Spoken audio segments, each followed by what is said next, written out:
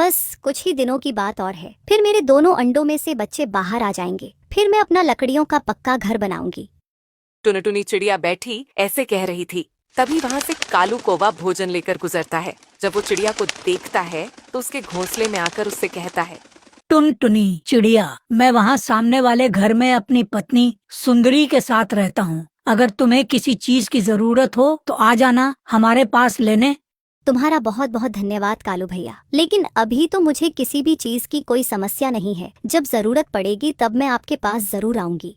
हाँ हाँ ठीक है, फिर मैं चलता हूँ। अच्छा सुनो, ये लो, ये तुम सेब ले लो। ये मैं अपने बाग से लेकर आया हूँ। मेरे बाग के सेब बहुत मीठे हैं, तुम भी खाकर देखना। फिर टुनटुनी टोकरी में से एक सेब ले लेती है। भैया आप तो बहुत अच्छे हो, वरना अनजान पक्षियों से इतना लगाव तो कोई नहीं रखता। चिड़िया, तुम अनजान नहीं हो, तुम तो हमारी पड़ोसन हो, और वैसे भी पड़ोसियों की मदद करना और उनकी देखभाल करना तो हमारा फर्ज होता है। कालू ऐसे बात करके अपने घर आ जाता है। ये क्या कालू जी, आज आप थोड़े ही सेब लेकर आए हो? टुनटुनी, फल तो मैं ज्यादा ही लेकर आया था, परंतु मैं थोड़े फल उस टुनटुनी चिड़िया को देकर आया हूँ। कालू जी, आपने कब से दूसरे पक्षियों की सेवा करने की जिम्मेदारी ले ली? चुपचाप जाकर उस चिड़िया से सेब वापस लेकर आओ, नहीं तो मेरा गुस्सा और ज्यादा बढ़ जाएगा। सुंदरी, मेरी पूरी बात तो सुन लो, तब बाद में इतना गुस्सा करना। हाँ हाँ, जल्दी कहो, आपके खाली दिमाग में क्या आइडिया है? अरे सुंदरी, वो चिड़िया इस जंगल में नई नई आई है और उसके घोंसले में 2 अंडे भी हैं। उसके अंडों से बच्चे भी बाहर आने वाले हैं। अगर हम उसके दोस्त बनकर रहेंगे तो हमें उसके बच्चे खाने के लिए मिलेंगे। क्या कालू जी, उसके अंडों से बच्चे बाहर आने वाले हैं? अरे फिर तो हमें उसके बच्चे खाकर बहुत मजा आएगा। हाँ, और सबसे बड़ी खुशी की बात तो यह है कि वो चिड़िया न छोटे से घोंसले में रहती है, उसका हमारी तरह लकड़ियों का मजबूत घर नहीं है। अरे वाह कालू जी, फिर तो उसके बच्चे को खाने में और भी आसानी होगी। वो दोनों पति पत्नी तो बहुत खुश होते हैं और सेब खाते हैं। वहीं दूसरी तरफ टुनटुनी चिड़िया कहती है, यह फल तो बहुत मीठा था। जब मेरे अंडों से मेरे बच्चे बाहर आ जाएंगे तब मैं उनके लिए भी ऐसे ही मीठा फल लाया करूंगी। कुछ दिन बीत जाते हैं। चिड़िया के अंडों से बच्चे बाहर आ जाते हैं। कौवा भी चिड़िया के बच्चों को देखने के लिए चिड़िया के घोंसले के आसपास ही चक्कर लगाता रहता। अरे वाह वाह, आज तो चिड़िया के घोंसले में बच्चे हैं, और वो भी 2-2 चिड़िया के घोंसले में जाकर देखता हूँ। वो कौवा तो बच्चे देखकर बहुत खुश होता है। फिर वो चिड़िया के घोंसले में आ जाता है। टुनटुनी बहन, तुम्हारे अंडों से कितने अच्छे बच्चे निकले हैं, एकदम नरम नरम और स्वादिष्ट। ये तुम क्या बोल रहे हो कालू भैया?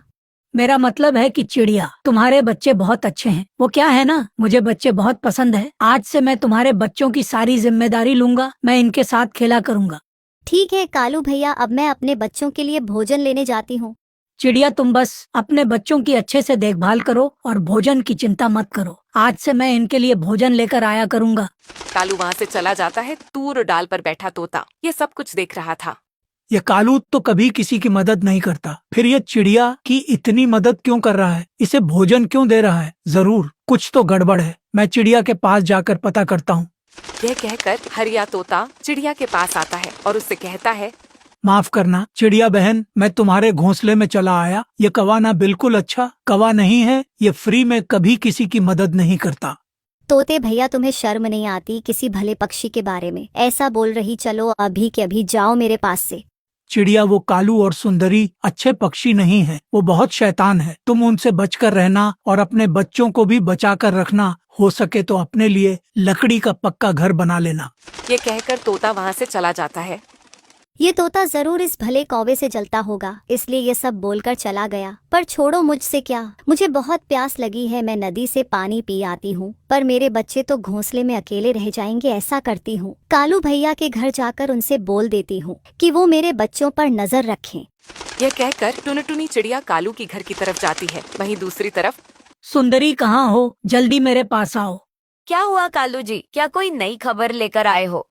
हाँ सुंदरी, टुनटुनी चिड़िया के अंडों से 2 बच्चे बाहर आ गए हैं, पर अभी वो छोटे हैं। थोड़े बड़े हो जाने दो, फिर मजे से खाएंगे। ये तो बहुत अच्छी बात है कालू जी, कुछ ऐसा करो जिससे चिड़िया अपने बच्चों को हमारे घर में ले आए।